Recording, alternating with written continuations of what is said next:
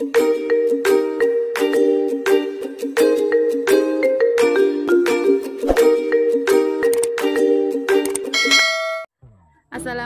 warahmatullahi wabarakatuh. Welcome back to Dapur Umi Zahra.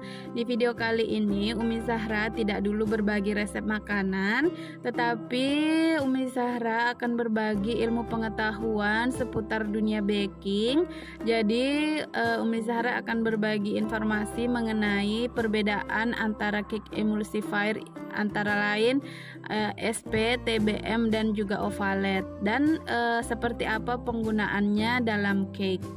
Simak terus informasinya dalam video ini ya. Seperti biasa, sebelum lanjut jangan lupa dukung terus Dapur Umi Zahra dengan cara klik tombol subscribe dan nyalakan loncengnya juga, agar kalian selalu mendapatkan video update terbaru dari Dapur Umi Zahra.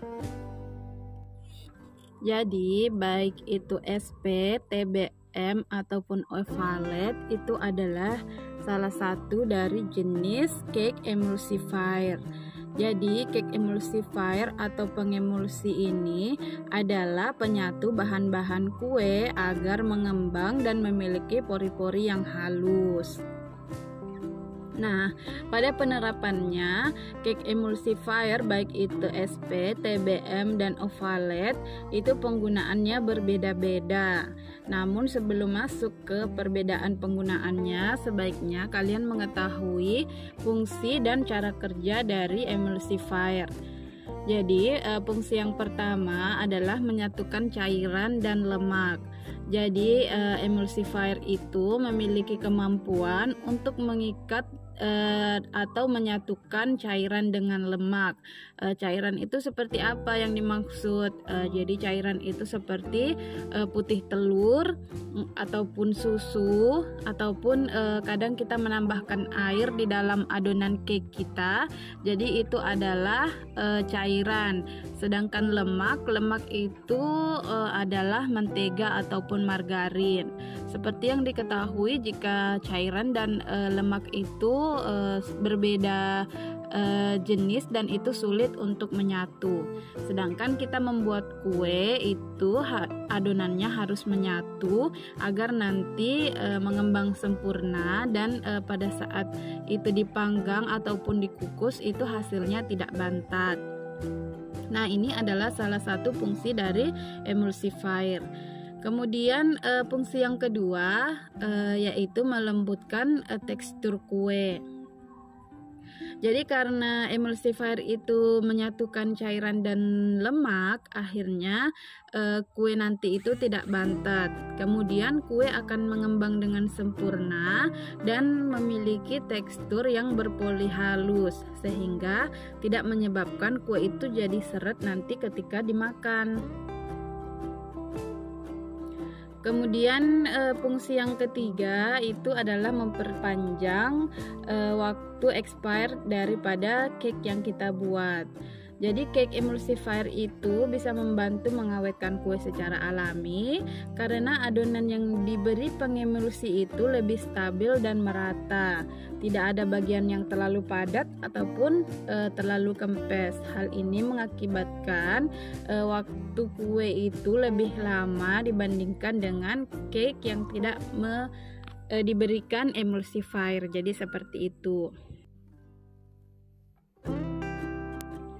Oke, sekarang kita masuk ke perbedaan antara SP, ovalet dan juga TBM. Yang pertama yang kita akan bahas adalah SP. Kalau dilihat dari warnanya sendiri, SP ini kalau menurut saya memiliki warna kuning yang agak bening.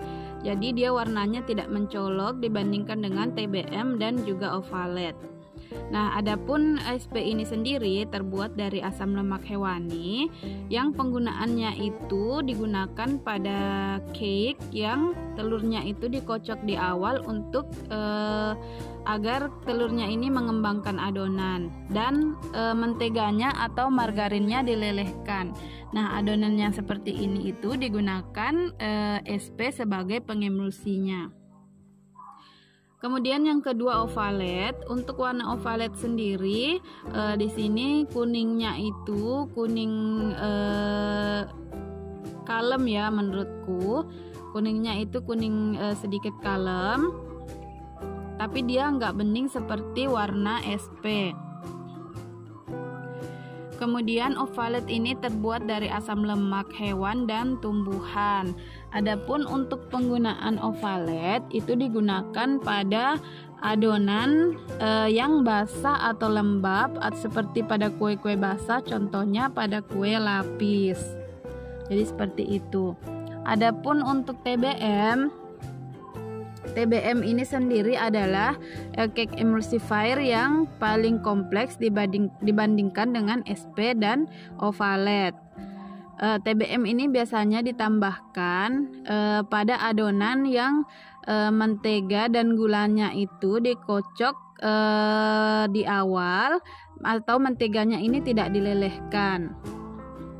Dan fungsi TBM ini sendiri agar adonan tidak pecah saat penambahan terigu.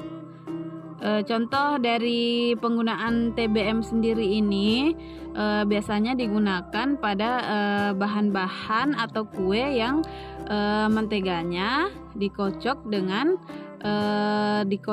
tanpa harus dilelehkan. Juga pada penggunaan misalnya kue-kue seperti kue donat itu biasanya pakai TBM.